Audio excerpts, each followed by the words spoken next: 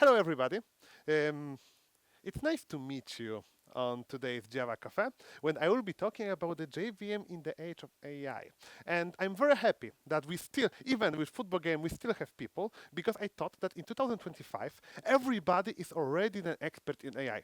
And I'm not joking because tomorrow I'm going to visit Devox UK in Devox UK because I'm speaking there, and that's for the Devox Belgium stand of the Microsoft. For the six Microsoft talks, five was about the AI, four was about the AI, five was about the AI in different flavors.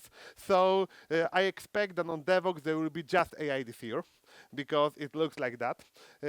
Still, I think the topic is interesting, still interesting. Before we start, a few words about me. I'm Artur Skowronski. I'm head of Java Kotlin development of Virtus Lab company.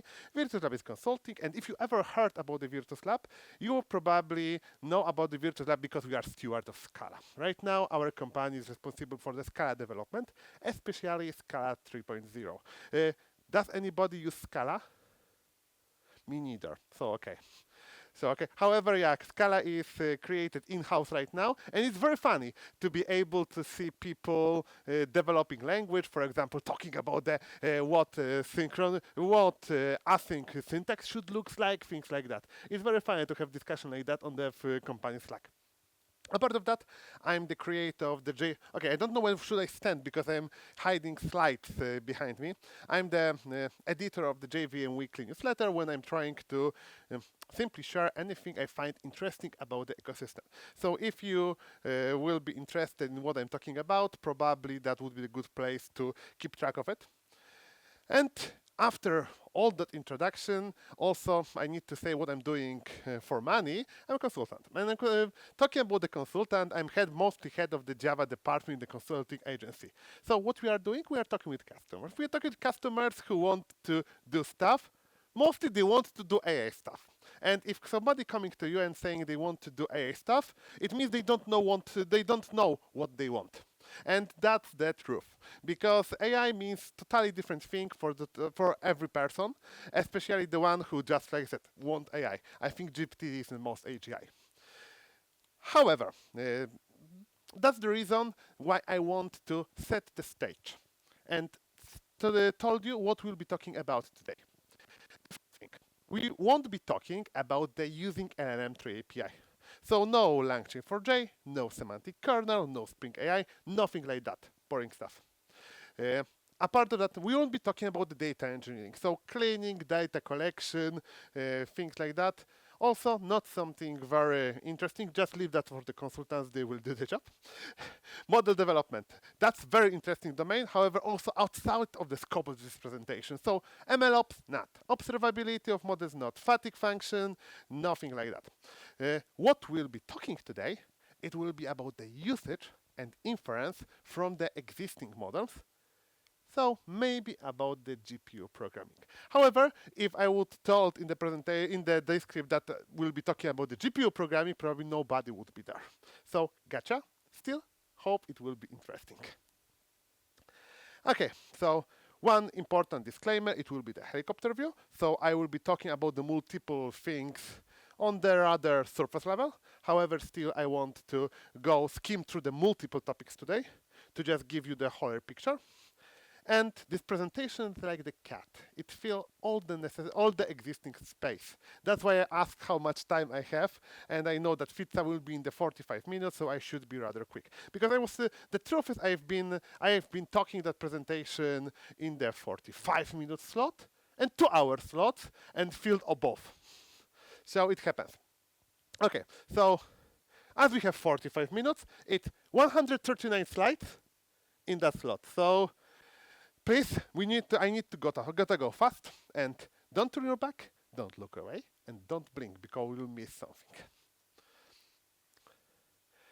Okay, so after that first start, as you see, we are already 20 slides in, so it will be rather quick because I'm having a lot of slides to just share a bit of story. However, we'll need to start with a bit of theory as well. So model inference. Who have ever heard about something called model inference? Okay, so I will do the introduction, because whenever you have this whole ML thing people are talking about. So we have training data. From the data, you are able to find, in the data, you are able to find some patterns. Those patterns are just migrated into the set of, from this patterns you extract the fixed parameters, so metadata describing those patterns. And whenever you have some new data that you want, for example, to classify, you are just pushing into existing trained model, which is, like I said, set of the parameters. You are doing in the process called inference, and you are doing prediction.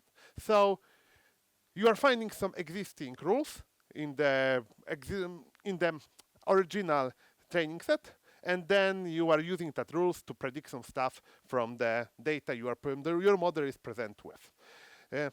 Inference is done layer by layer. So such a model, the set of the parameters have multiple layers. On each of the layers, you are doing a lot of the vector operations. And those operations, I'm talking about the billions here. That will be important in the later part. And the result, as I mentioned, is prediction. So the next token of text classification, the layer of the image, anything, classification of the particular stuff, anything that is just thrown you from the model. That's why, for example, people are saying that model is hallucinating, because they are just doing prediction. They are not presenting you facts. They are doing predictions, because that's how ML is working in the practice. And in the real world, people are using the frameworks like the TensorFlow that is doing all that stuff, because nobody wants to create the inference engine from the scratch. And we'll be talking about those nobodies today. Okay. That's why currently, if, for example, Python developers import using the magic line like import TensorFlow as TF, they are thinking they are doing machine learning research. That's not true. And the truth is that in the real world, all those models, they are presented in multiple formats. So we have, for example, models from TensorFlow PB. We have models from PyTorch PT, scikit-learn, Keras. They are different standards for the machine learning model. So mention a set of parameters that allows you to preserve that information. Why they are multiple? It will be necessary in the later part. And there's one thing that all those stuff have in common. Each of those is written in Python. Do we have any Python developers here? Luckily, because I will be joking about the Python all the way. So, and finally, as we have our theory set, that's probably most of the theory you will need, at least at this stage. Probably the easiest way, if we are already having ability, we have all the frameworks written in Python. We have all the models available to be read from Python. Maybe the easiest way to consume those models and become machine learning researchers ourselves is to simply use Python inference tooling libraries with JVM. And we have tools for that. Probably currently the most hip one is GraalVM. Who knows what GraalVM is? Okay, there are some people. GraalVM is something that whenever you are going to the GraalVM page, you are seeing such a description. Build faster, smaller, linear application, and advanced JDK with ahead of time native image compilation. So ability to just skip the virtual machine part and go fully native with JVM and Java applications. However, that's the boring part, because original goal of the project was quite more interesting from my perspective, because that's the seminal paper of the GraalVM, and it's called One VM to Rule Them All. And apart of being very fun, the Lord of the Rings reference, it is a bit more, because to explain what GraalVM is, like I said, in this original state, let's first focus on how JVM works. Because for the JVM, you can have multiple languages. Apart of Java, you can have Kotlin, you can have Scala, you can have Groovy, and Ceylon, and Frege, and Kava, and other languages. Kava is one of the first dialect from JVM dialects, and the funny part, it was created in Poland. Kava is the coffee in Polish language. Yeah, that's why I like to mention it here. However, for the single JVM bytecode, you have different implementation of the language. It's like the syntax sugar over JVM. And Scala people in our company hate when I'm calling their language syntax sugar. However, it is what it is. Yeah, and that's JVM. However, GraalVM is, like mentioned, one VM to rule them all. And what does it mean in practice? In practice, that means that you can have, on the single virtual machine, you can have multiple different languages. You can have Java, you can have Ruby, Python, C, R, Scala, Groovy, JavaScript, C++, and you can run it in different contexts. In just a standard JDK. However, also, for example, to run JavaScript, it can be embedded, and it can be embedded in very tricky, interesting way, because, for example, currently Oracle databases use GraalVM as an execution engine for trigger function written in the JavaScript for the SQL queries. It's the crossover episode, totally crossover episode.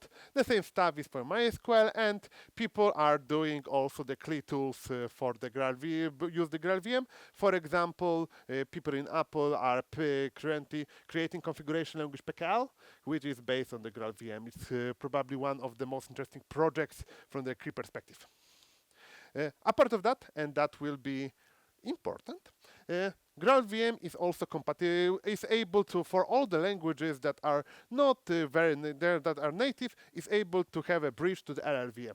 So it's also able to use native languages like C or R. Yeah. So this is something very interesting. However, that's possible due to one yet interesting part and one yet interesting paper. The paper called Self-Optimizing Aster Interpreter, in practice called Truffle. And Truffle is ability to run different languages on the GraalVM, because as you already seen, on the GraalVM you are able to run multiple languages. However, there's no magic. You need to provide how such a syntax map to the particular structures of the compiler. And this is Truffle. Truffle is something that is application. It's SDK for creating the programming languages for the GraalVM. And that's probably everything you need to know at this stage. This won't be necessary. There are a whole presentation about the Truffle. You need to know that using Truffle, you are able to create JIT for any particular language. And with that comes very nice power. Because running the GraalVM as a replacement to the JVM looks like that. You have standard bytecode interpreter. However, on that, you have Graal compiler, which is the part that is static there. However, on the Graal compiler, you are able to run language interpreter written in Truffle. And what does it mean in practice? In practice, that means you have swappable JIT. And that language interpreter can be just downloaded from the Maven Central. So you can just simply download the jar containing the Python interpreter, JavaScript interpreter, Ruby interpreter, or even, and this is very funny part, Espresso. Espresso is probably the most interesting for all those projects because it's the Java interpreter written in Truffle. So ability to run Java language interpreter on the JVM. What does it mean in practice? For the JVM 8, you are able to run JVM 21, for example. It will be slow. It's possible currently just on the Linux machine for some technical reasons. However, it's possible. However, we'll focus on Python, because how such an interpreter looks like? It looks like that. It's just a standard eval that was deemed evil in the old JavaScript. You are able to just put a string of text, and those string of text will be evaluated, and then you are able to extract some information from the executed code and make it cross-compiled with the rest of your application. So you are just putting there a bit of the Python code. So it's working, but there's one interesting part in that, because you can, like I said, you can just simply run Python. So case closed. It's the end of the presentation. I didn't even need that 45 minutes, yeah? It's not true. It's not true because, unfortunately, or fortunately it's depending on your point of view, whenever you are writing Python, you are not using Python. Whenever you are writing Python, you are using C. Python is is simple syntax that is running the very powerful machinery beneath. So, unfortunately, it's not that easy to run that because you can run simple Python, you can interpret Python. However, C is different. C is different piece of cake. Uh, currently, GraalPy is able to use something that is called native extension. Native extension. So we are able to if you need any C dependency in your GraalVM application, you are able to pre-compile it and add as a dependency to your code. So your GraalPy will be able to use that. In the future and currently with Truffle, there comes a lot of different libraries. So for example, you have TensorFlow, you are able to use the TensorFlow, bcrypt, or Keras, or other libraries. So the compatibility is coming with each new iteration. However, it's not perfect, as you see. For the GraalPy, they have specific diagrams for the GraalPy compatibility. And right now, when I was last checking, there was 37 most popular libraries in Python compatible. And untested were 32. However, up to 20 was not working because they are using some strange kinds of the native instructions that were not there yet. The truth is that currently, why I mentioned that LLVM, it's pretty important because currently in the GraalVM team, and this is something I was discussing over the speakers dinner during the DevOps Belgium, they are working on ability to, through the project Sulong, to automatically compile all necessary native extension on the fly if they are needed. However, the support is not there yet, at least wasn't during the last release of the GraalVM in March. So, in future, possibly, all those libraries, all those native extensions will be precompiled for you during the build time. It's not there yet. So the Python, probably just for the Monte Carlo reason, if the 20% of the library is not compatible, for any sufficiently complex project, there will be at least one that will be piece of the they will be problematic for your build. That's why probably that's the short Python GraalPy is the shortcut that could work in practice, but in practice it's not. So this is something we will need to look for some other direction to run the inference on the JVM. Do you have any question for that part? Okay, if not, I'm there carrying on, because the next step there will be, okay, maybe if we are not able to run Python easily, maybe it's time to run inference of a model from Java. Because Python it's not anything very distinct in Python. You can write some piece of code in Python, you can write it in Java most of the cases. And all those frameworks are just the inference framework are simply written programs. So as you can imagine, there's a lot of implementation in the inference for Java. We have TensorFlow, we have Tribuo, we have DeepNets, we have Deep Java Library, we have Deep Learning for J. And we can use those. However, they have one problem. They are not compatible with each other. And probably everybody have heard about those. They have seen that image at least once in life. And everybody is laughing, and there's nothing like there are competing standards everywhere, etc., etc. However, in Java, most of cases that work. So we are able to create the reference API that all the implementation will just comply with.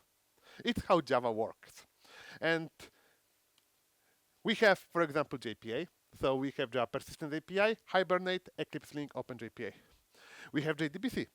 Once again, one API, multiple implementation, Postgres, MySQL, Oracle database. We have JSR381, Jersey, REST Easy, Apache CXF. Servers API, once again, Tomcat, Jetty, Glassfish. It's working. So we did that we are doing that in Java. So maybe it's done through the Java specification request, and as we see, we have a lot of those. We have Java Platform Module System, we have Java Servlet, Java EE, JDBC. However, we also have something that is called Visual Recognition VSREC API, JSR381. And this is based on the DeepNets, and it was original approach to specify how machine learning workloads should work on the JVM. You have one additional implementation. It's called Deep Java Library. Okay, however, how many of you in those AI heavy times heard about the Visual Recognition VSREC API? Probably, okay, you. And hey Ivar, what's the current status of that API? It is, are many people using it? I don't know how many uses it, but it is released. It is released, I know. It's out there. So. Yeah, it is there. However, I was looking for the reason why nobody seems to using it, and the reason is quite simple, because just look on the list of examples here. You have hello world, you have simple linear regression, you have logistic regression, iris row classification, handwritten digit recognition using the Mzinx dataset. Is that something that comes to your mind whenever you are talking AI in 2025? I think not. Because it was created a few years ago when nobody expected that GPT will be the most important model. We were taught that machine learning will be used for the classification, not for generation. That's why original approach just was ahead of its time. And currently we need try something new. That's why nobody cares. Sorry for that, nobody cares about the VSREC. However, currently in the microprofile community, there is new approach, and it's called the microprofile AI, and it's currently in the process of development. Am I right? Because I was checking, at the end of the March what is happening in that, and as far as is stated in the minutes, it will be based at least partially on the LangChain for J. Yeah. However, this will be the it's quite funny because that was Visual Recognition API, and those is just AI. So it will be, and when I'm talking about the AI, it will be just one of the GPT wrapper that people expect from the word AI in 2025. However, this is something that is currently in the active development. As you see, as every project connected to a microprofile, it is done in public. You can join the meetings. I was once, and you can track the minutes. So you are able to see what will be, and there is even a repo for that. So you are able to check the current work on the standard. Okay, so that was the one thing. So okay, we have some inference project. We don't have any standard. Because you know what? Probably even if we have the best API for the inference, it's even in Python, it's hard to create the standard. As you see, we have multiple different models. And each of those models have this own format. There are some compatibility layers, like for example ONNX, that is trying to commoditize everything to the one typical API. However, the multiple different formats of models, they are for the reasons. And the reason is because in machine learning workloads, performance is the king. You want to make it as efficient as possible. And if you are creating the command abstraction, you need to lose a bit of the performance. That's why each of the standards, it is simply optimizing for something different. And now we are coming once again a bit of theory, because with machine learning, we are talking about that all the planet is burning because we are running our machine learning workloads. And the reasons are two. There are two kinds of the complexity that are coming with the machine learning workloads. The one of them is computational complexity. So each layer requires performing a vast number of mathematical operations, like matrix multiplication. Because what we are doing in the machine learning models, we are multiplying a lot of matrices. And the more layers the model has, the bigger it is, the greater number of such operations. And this is one complexity, so a lot of computation. The other is model size. And models with many layers typically have millions or even billions of parameters. So storing and processing such large number of weights requires significant memory resources. So we need a lot of computational power and a lot of memory, and very fast memory. That will be important. So first, let's look what we can do to have a bit to be able to use a bit less of the memory. And here comes the first optimization coming from the JVM, JDK itself. It's called half floats, coming from Project Valhalla. And to explain what half floats are, let's start with the standard floats. Because the standard pointing numbers, commonly used as floats, we have 32 bits. And that means that we have 1 bit for the sign, so it is positive or negative. We have 8 bits for the exponent, so how big and how small our floats can be. And 22 bits for the mantissa, so how many different floats we can pack between the float 1.0 and 2.0, between those two. How many different values can be packed there. And this is standard so-called 32-bit floats. Half floats, so 16-bit floats, are coming with smaller size, however also less precise numbers. In practice it means that we still have 1 bit for signed, negative or positive, however just 5 bits for the exponents, so respectively the biggest and smallest float can be smaller, bigger.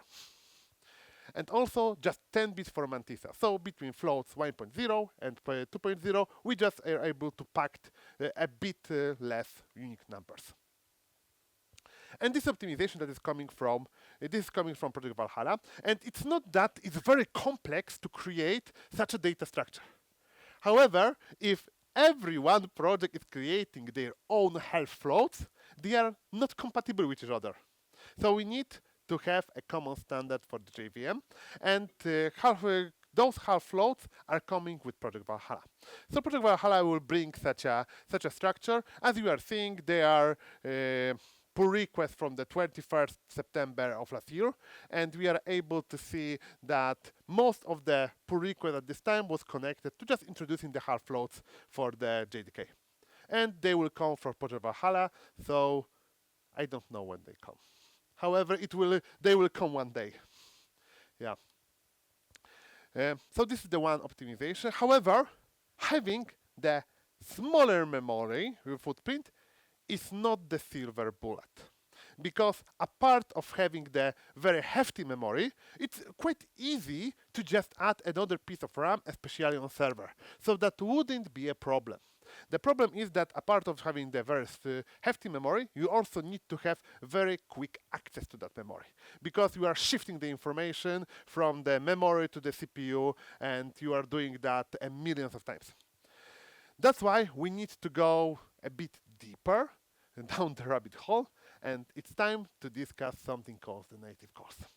And the question here, because we don't know, we stop with the question. There will be first one disclaimer, because I was joking with those Python developers that they are relying on the C++ programmers. We are quite similar in that respect, because, for example, JVM is written in the C++. However, that wouldn't be a problem. The most interesting case is the fact that I mentioned deep learning for Joy. That was the project I was personally used, even before all that ChatGPT craze. And when you are going through it documentation, you will be able to see that when we're talking about the memory management, the calls are done through the underlying C++ code via GNI. Who have been programming with the GNI? And what can you say about your experience with that? Was it fun? Okay, so we have the first JNI fun I have ever seen. Yeah.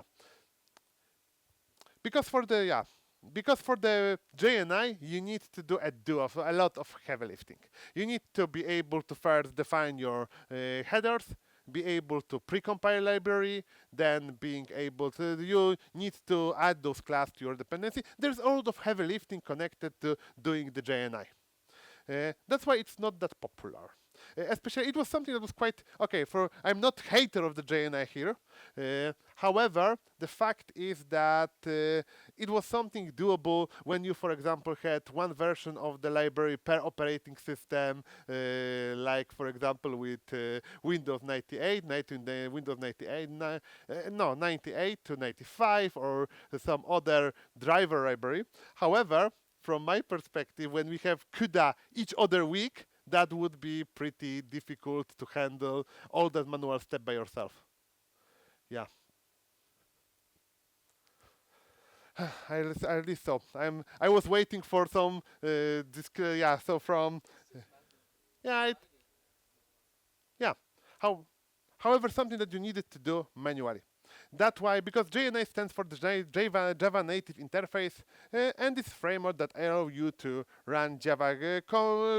Okay, it's able allow you to run Java code, Java, C++ code from the Java, and it was used whenever we needed to integrate with the native code. And problem with the JNI, because it's working, something that is useful, there's something that is working, and something that is still popular. However, this is very old standard. The one that was created during the Java 1.1 in the 1997, when laptops look like, MacBooks looked like that. And you know what? They looked pretty nice. I expect something far worse on this stage. So, to make it more approachable for the modern developers, Project Panama came.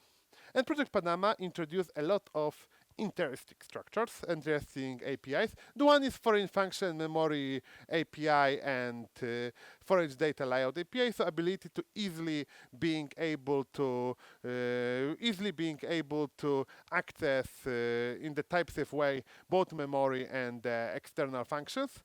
Also, this JExtract tool that is automatic, making the creation of the bindings for the JNI automatic. There's also something called Vector API. And Vector API is something I would like to cover right now. Because while most of the inferences process happens on the GPU, this is probably a well-known fact. The reason why NVIDIA currently is worth far more than it was in the 2020. I've checked yesterday, it was 20,000 times more valuable than it was just the 20 years ago. 20,000 times. And to put it in even more interesting way, do you remember when there was a problem that everybody was mining the cryptocurrencies and there was no ability to buy any respectful video card for the gaming because everybody was using them for the mining crypto gold? It was there. So all that hype was there, and now we are there. So it's totally different story with all those AI craze. However, most of our machines is changing right now. However, at least in the past, and it probably still is with the most of the consumer machines, we do not have very powerful GPUs. We have much more powerful CPUs. And there's a question, if even if the machine learning models are mostly created for the GPU's use, can we be able to run them efficiently also on the CPU? And the truth is, we are, with a small disclaimer. Because I don't know if you ever heard about the Llama project. Okay, Llama project is, it was even before the DeepSeek, probably today the slide should be the DeepSeek because this is the poster child of the open models. However, Llama was the first open GPT level open model that everybody could just run on their own machine. And currently I am able to, okay, let me check if I'm able to display the presentation, because for example, just learn Ollama. Have everybody tried Ollama?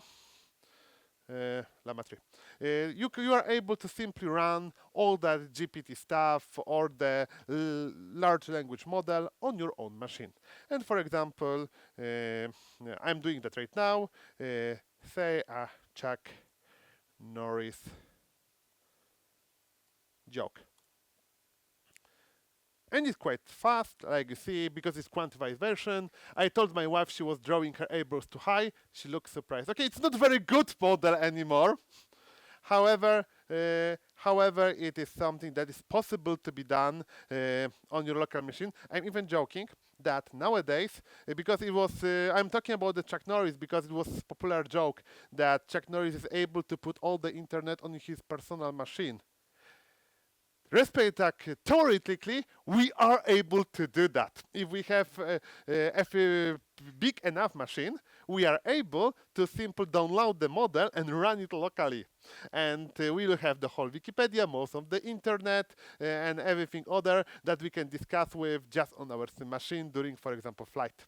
So this is something that put in the perspective is very interesting. However, let's back to the topic. So we have models, open models like Llama, and those models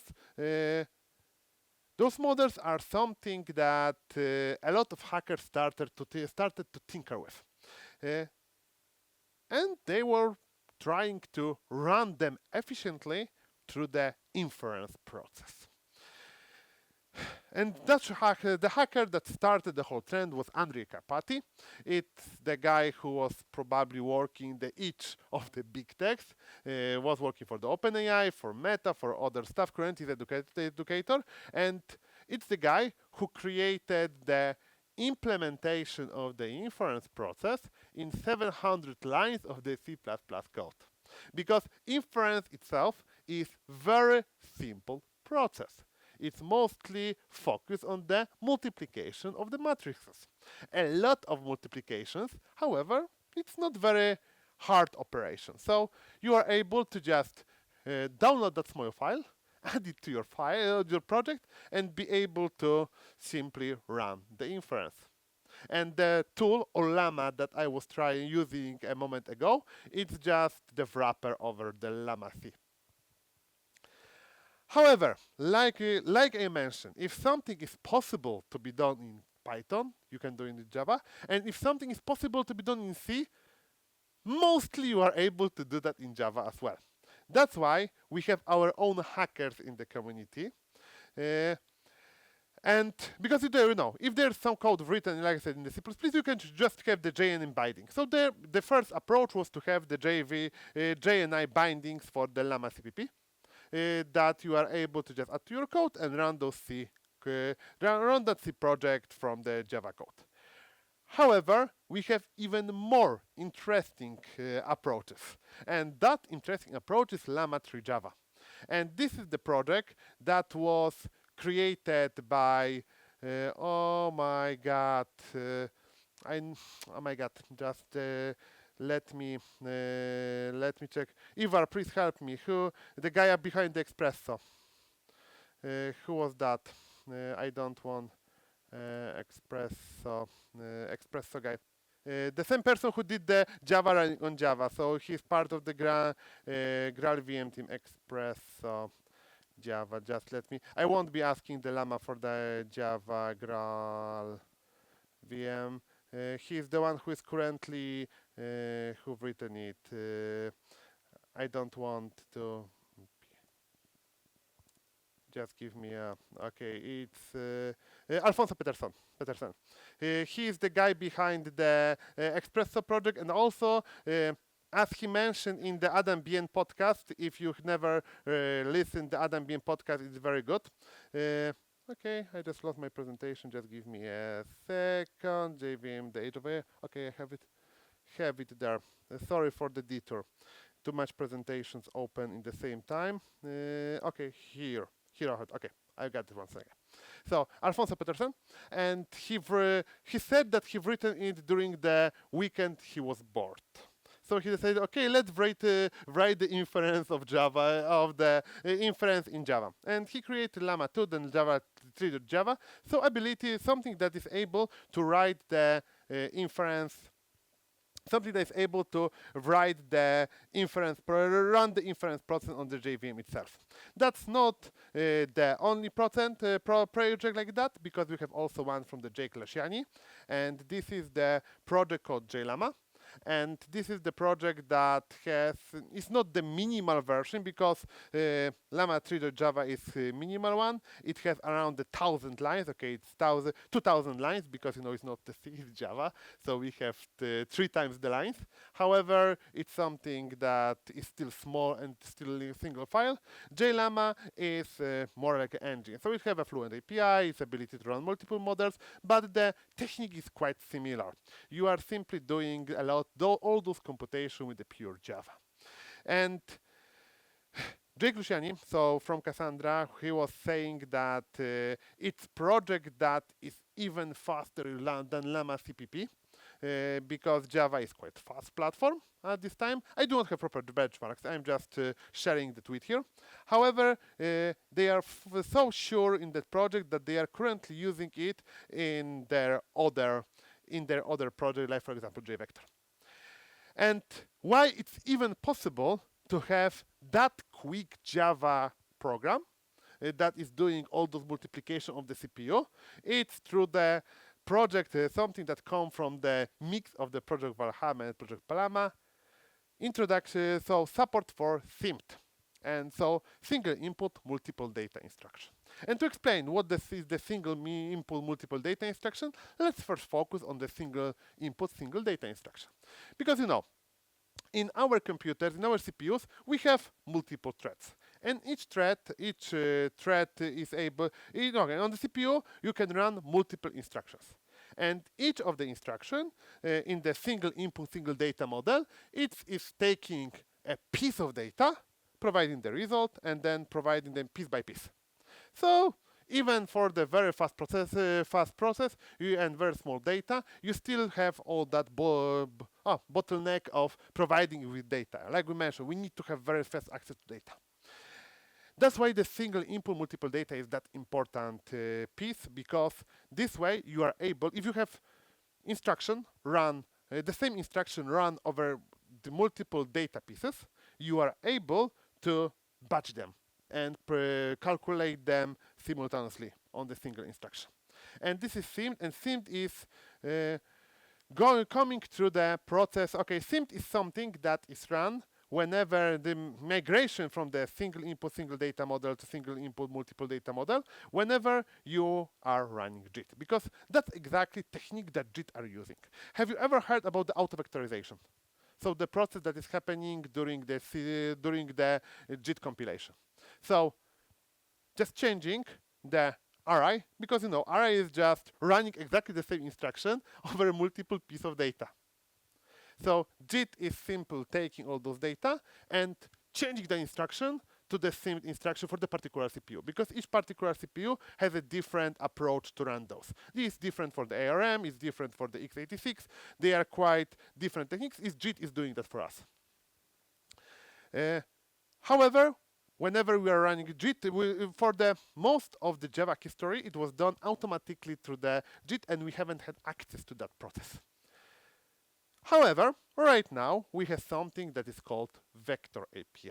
Vector API is the API that is giving people, being programmers, the direct control over the vectorization process. So switching the single input, single data instruction to single input, multiple data instruction.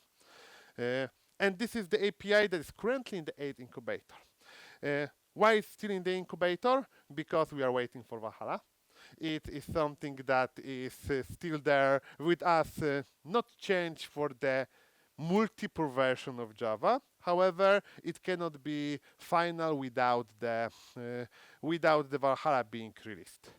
However, everybody is using that because it's that important. It becomes such important in the machine learning world when we need to do that themed operation. So we need to make our CPU operation very quick. Everybody is using that to the level that, like I mentioned, JVector. So vector database created for the data stacks that is currently used on production in AstraDB, one of the products. It is using the JVector that is using themed. So to be you need to use the incubating API on production to be able to get all the performance. It's probably not something that people from the JDK community expected when they started to provide the new model, new release process. However, it's simply that important API right now, and waiting for Valhalla that everybody is using the incubating version. So for now, as you probably have seen, we have been talking about the computational complexity. But is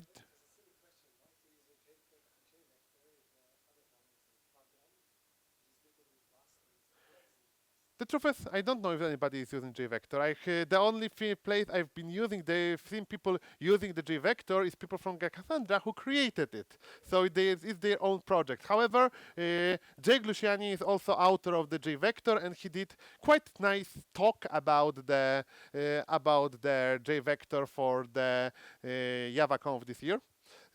So if you want to go into detail, it's very interesting stuff. And the truth is, last week I have opportunity to have a break with a friend from the Neo4j, and he said that everybody is currently focused of having some kind of the RAG and vector support. And vector support is now just everywhere because it's very simple. It's just creating yet another index. So everybody is adding support to that. Yeah, so it's quite the commodity. Recently, I've been reading about the article about all the investment, because in 2023 we have detour. However, I need to go that way. Sorry for going the rabbit hole. In 2023, there was a lot of investment into all kinds of the vector databases. All of those defaulted. They're probably all the companies that have the skyrocketing valuation because they were creating a new important piece of the technology stack. Currently, they are simply vanishing because it's just a commodity, and even Postgres has a vector interface. Yeah, vector extension. So currently, vector databases are just everywhere. And vector database itself were just, I would say, the hack for the small context window of the LLMs. Currently, we can have 2 million lines context window, so they are even becoming even less important. Yeah. Okay. However, we are going now to the last piece of the today presentation, because we got through the CPU, we got through the memory. Now it's time to discuss the special hardware. And the special hardware, not that special hardware, because during the research for that presentation, I learned that Azul created the special CPUs created specifically for the JVM. They were called Vega. So they were handcrafted for the creation, for their own server machines. They were created to run the JVM as quickly as possible. However, that's the piece of the history. We'll be talking about the special hardware, like the GPUs itself, because like I said, I am the kid of the cryptomania. So the one that was I was just crying during the night. I cannot buy the video card because they were used for the crypto mining. And why they was used for the crypto mining? Because they were very quick in doing the parallel operations. That was very important for the most of the crypto algorithms.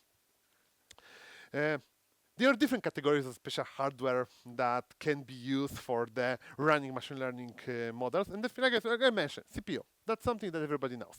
For the small models, small data sets, they are using for the tinkering on your own laptop. We have GPUs, medium to large models, data sets. So for the GPUs, we can have image processing, video processing. They are useful for the CUDA, so NVIDIA's framework, or OpenCL, so AMD framework. For more hefty workload, we have something that's called tensor processing unit for special hardware that is created for running machine learning operations. And they are created specifically for the matrix computation and vector processing. So the hardware itself is made specifically for that, to be as quick, as energy efficient as possible. However, if you want, you can go even level deeper. So use something that's called FPGA that is used for the largest model, because you are not just making it as efficient for the matrix operation. You are making it efficient, as they are programmable hardware. You are making this as efficient as possible for the particular operation that you want to run. So you are not even doing it good for the matrix computation itself. You are simply doing it good for your particular use case. So there are some particular levels of the specification you can achieve. And now, why they are quick? They will be a very simplified example. It was already a lot of the simplifying during the presentation. That one will be probably the biggest, so I needed that alert. Because like I already mentioned, you can do model inference run on the CPU. And on the CPU, you are able to run one instruction for the core. You can do, okay, you can do a lot more. You can do synced. You can do some clever optimization that are coming with the CPUs because creators of the CPUs are creating some clever stuff to make it run faster. However, there's a natural bottleneck. You have limited amount of cores, and that limited amount of cores is able to run the limited amount of the instructions.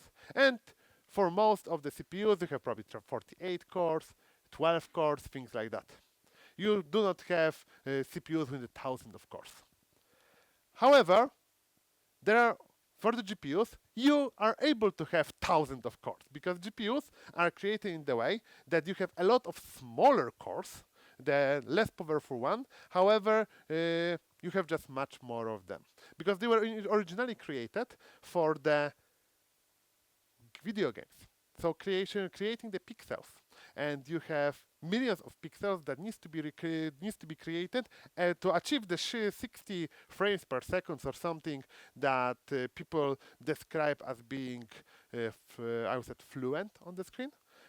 You need to recreate all the pixels. Of course, there's optimization. However, in theory, you need to achieve 16 redrawing of the whole screen every 16 milliseconds. So you need to create all those pixels very, very quickly.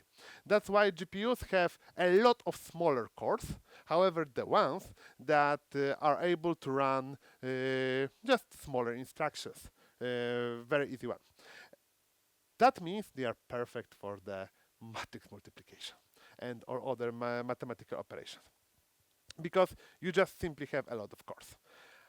And that's why frameworks like NVIDIA CUDA become so popular, because they created abstraction to work on that. Because the biggest problem with working with the GPU is the fact that if you will be simply providing data piece by piece, you will have a problem because you will just lose all that performance, because parallelization will be harder. That's why CUDA come with a quite interesting programming model that you are not providing the loops, you are providing something that's called n-grid. N-grid, so n-dimensional grid, refers to a multi-dimensional grid of threads used for parallel computing. And the different dimensions can be 1D, 2D, 3D, because they were created for games. So you are able to create a 2D grid, 3D grid, and you are providing your card with a whole grid, and card is doing parallelization. So you are just providing data once. And kernel is a piece of code that is executed by those thousands of threads simultaneously, and each of threads kernel has instruction plus data, so the whole set, and it needs to run exactly the same as the instruction over multiple of different threads, because that's how the model is created. So we are doing the same stuff with the different data. It's the same on steroids, I would say. And in Java, you have multiple approaches to work with such a structure and such a programming model. The first one, simple, use JNI. We have JCUDA, JCUDA works, and this is the wrapper that is able to run all the programs you need, written in JCUDA C dialect, on the hardware. However, as you probably see, it's quite similar to what you already had with the GraalPy. So you are providing the bit of the input here, and text input that is probably not that easy to write, and you are able to run it on your hardware using the JNI. And this is something that is used in practice. This is something that is run in the production nowadays. However, for ages, I would say for 20 years plus, people are trying to represent n-grid in different ways on the JVM itself, on the JDK, so using the Java code. And the first approach to that, the first, I would say, idea was, okay, let's have the API that will be able to simply create the kernel as a runnable. And those those APIs was API and root beer. API was for the CUDA, root beer was for the OpenCL. So I am the alternative to CUDA because CUDA is closed standard. And it was working the way that you were defining the kernels in your Java code.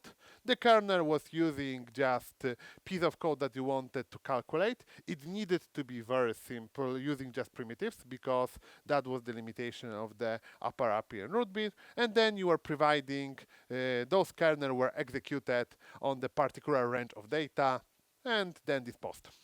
And this was something that was working in theory. However, there was some problems with that. The first thing, kernel was able just to use the primitives because in the beneath they were happening the automatic conversion from the Java code to the standard CUDA or the OpenCL code. So they were just doing the automatic conversion of the Java to the particular direct of the higher on the low level language. So both upper API and root beer, they were created just for the particular set of the video card. So portability was none, because you needed to run it on the particular architecture as it was hard-coded in your code, this will be the particular transpilation.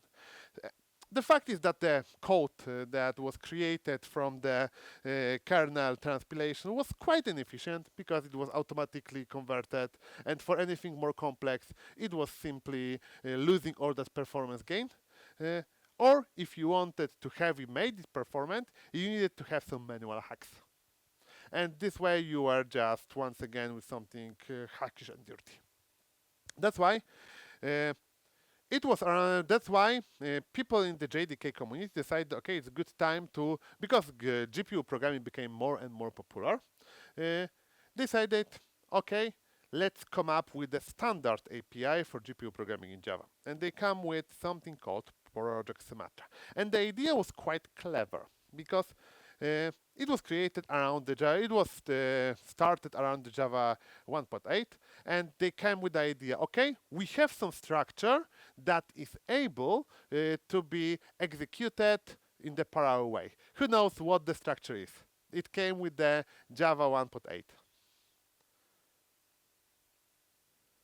What is the structure that provided support for the parallelization of working on the multiple data? Stream parallel. Stream parallel. So Project Sumatra idea behind Project Sumatra was, okay, if we have streams parallel, so we already have parallelization, let's assume that JVM itself will be able, if they decide, okay, we have the particular hardware that is supporting parallelization, for example, GPU, let's make it run our stream parallel on that particular hardware. And it was good theory, and they wanted to use GraalVM for that, because for the time being, GraalVM was part of the standard JDK distribution, to be able to transpile it to CUDA and OpenCL, because that's what GraalVM is very good at, transpiling one language to the other, and this way being able to run it in a very quick way. However, the problem is that streams are lazy. And in the moment when you already have the lazy structure, you know what is the problem with the stream parallel, that splitting the data is losing. Whenever you're splitting the data, there is a huge chance that you will be losing the performance, because not all the instructions are easily parallelizable. This way, also, the fact that you needed to do a data transfer with JVM and DPU and split it to the small tasks, the problem was it was using all the performance gain. Apart of that, it was mostly using GraalVM capabilities. GraalVM was removed from the JDK, so project was dropped.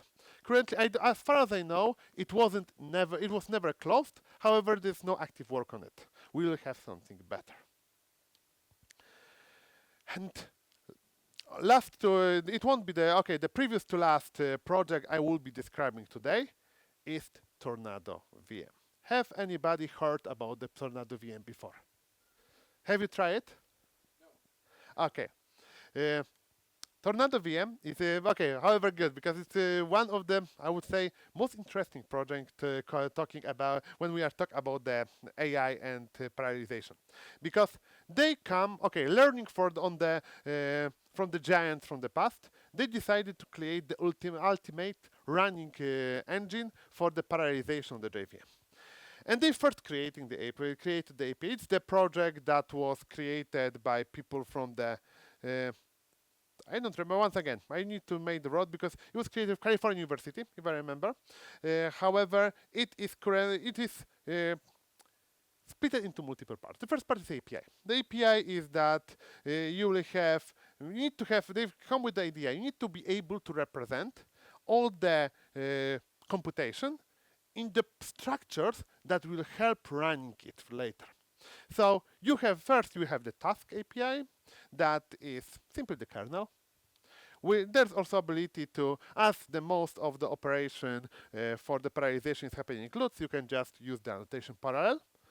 However, probably the most important part is the task graph, because to be able, the problem with the previous approaches was that if we are having, we need to have one computation, get the result, have another computation, get the result, and being able to just every time move through the barrier from GPU, standard memory, Java, once again GPU, you are losing, the performance gain was lost.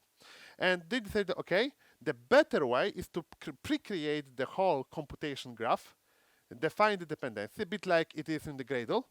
So in Gradle, you are able to decide what task depends on the other tasks. It's the similar story here. So we can say, okay, when you will have the result of the task 1, you can pass it to task 2, and the whole structure was moved to the GPU. The other part was the graph optimizer. I'm wrapping up, Ivor, so I'm okay. It's the graph optimizer, and the graph optimizer is something similar to the query optimizer of the database. Have you ever checked the explain of the SQL queries? Because SQL queries, whenever they're not run in the way that they are provided to the compiler, they are run what the query engine. What the query engine expect them to run the fastest. So each of the query engine is deciding, okay, the particular query for that data set should be run in that particular way.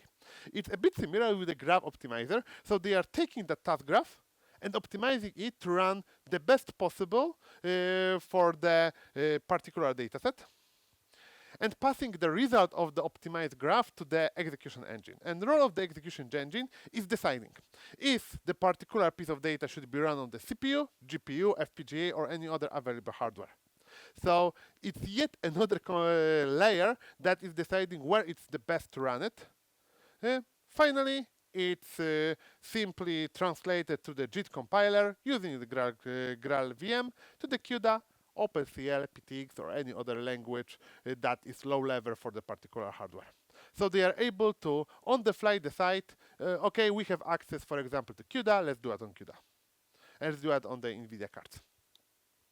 And they created very interesting pieces here, because we have task graph, so the abstraction of an ND grid, even one that is having the communication, the dependency between the particular layers. We are able to run it on the different backends that will be chosen on the runtime. So not only CUDA, not only OpenCL, we can simply use the JIT compiler to decide.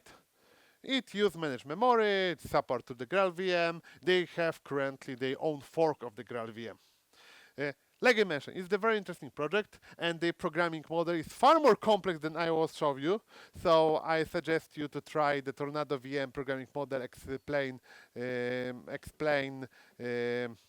article. It has it's provided quite in quite approachable way to how it works in the beneath. Very interesting project. Currently, it's for the time it had problem with running the LLM models because there were some problems with the factorization.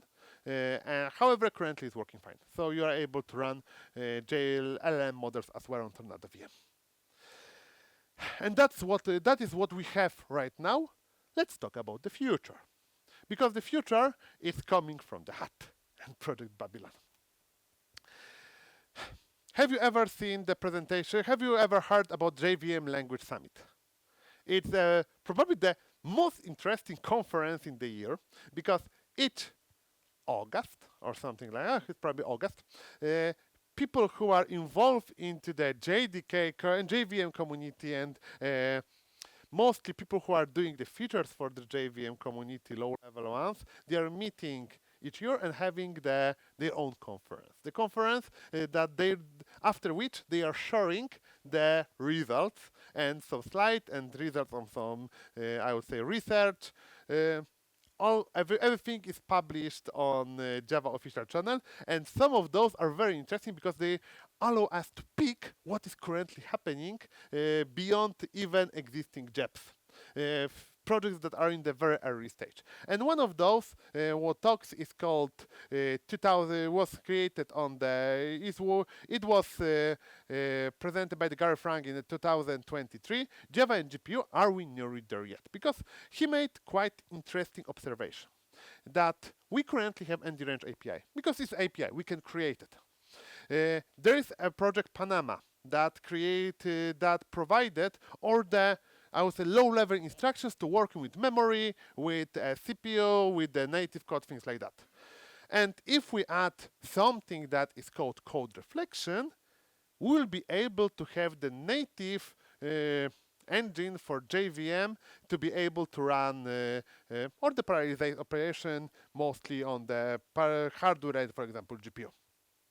What does it mean in practice? Because code reflection is something that you probably never heard about unless you are interested in the project Babylon.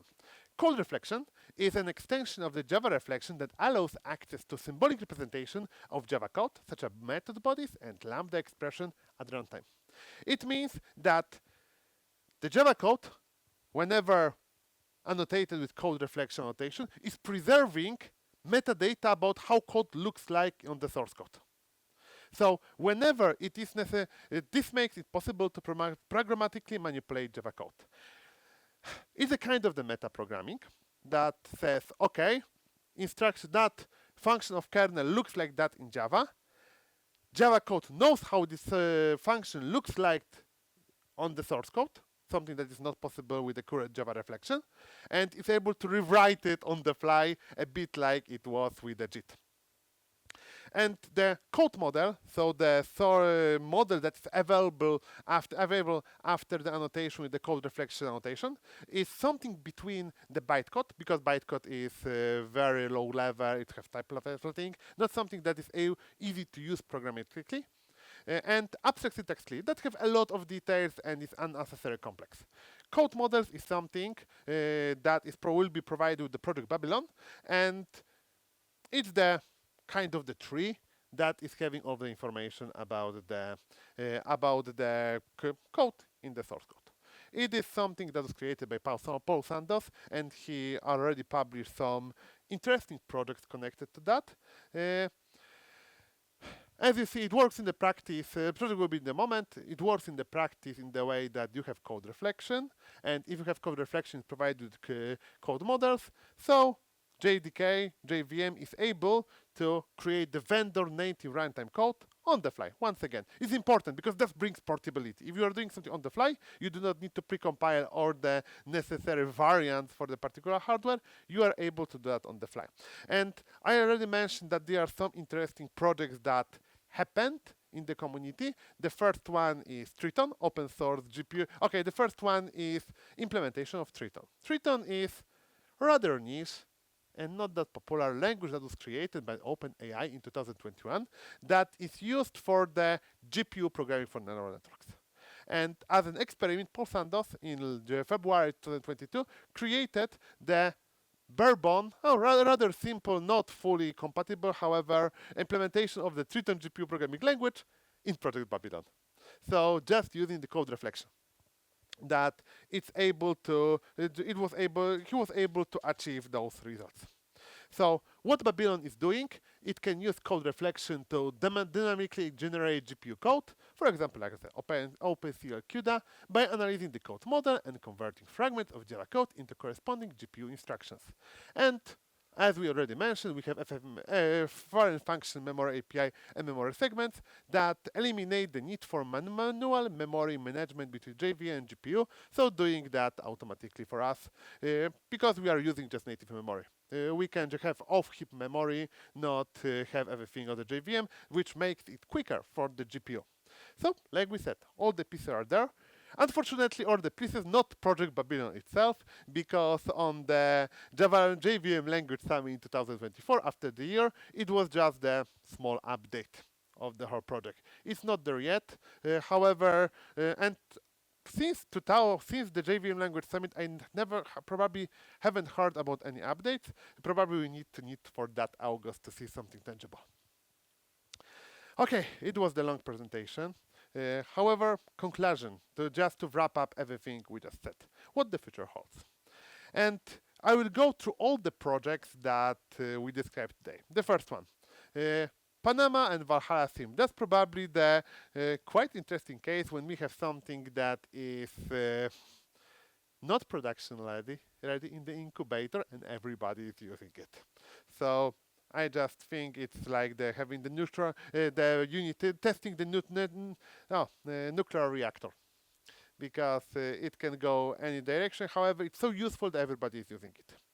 Valhalla and Half-Float is waiting for Valhalla, and Valhalla will come one day.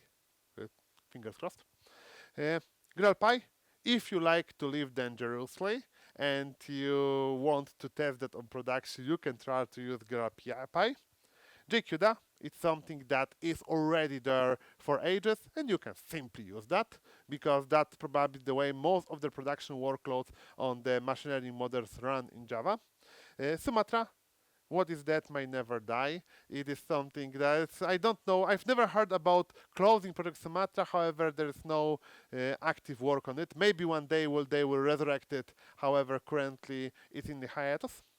TornadoVM, almost there. It's a project that it's complex. The biggest problem with TornadoVM is that it's a very interesting project. However, you have a lot of complex layers, and probably you need to be very sure you want to use TornadoVM to use TornadoVM. And Valhalla and Babylon is the future. However, it's the future for the future. Yeah. I hope it was quite the interesting journey for you. I know I went through the multiple of the projects. However, I would like to leave you with one a bit depressing lesson, because we have been talking about all those possible ways to run the Python, run the inference on the JVM. And the simplest way to do that is just wrap it in the fast API as a Python module exposed through the API. So that's probably the easiest way to currently work in Java with the inference models, because as you probably have seen, most of the projects, they are in the partial way, or not there yet, or we are waiting for something. So for production use cases, unfortunately, I still suggest you to just use the plain old Python. And with that conclusion, I would like to say that if you want, this is something that I was asked by the organizer of the Mashup Day. This is by the end of the month in Malmo, the conference, and they are doing the hackathon about the AI, and they just asked me if I can share the slides. So I'm sharing. If you want to take part, I hope it will be something interesting for you. So you can make the pictures. And if you liked what you have seen, you can scan this barcode. It's my newsletter. So I'm trying to, in the similar form, share week by week some interesting stuff about the JVM. And that's all. I don't know if I prolonged the time a lot. Okay, we are fine. That's what I love on meetups, because you are never fine on the conferences.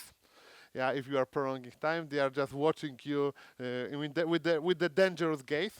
And it's time for the pizza then. Thank you for having me there.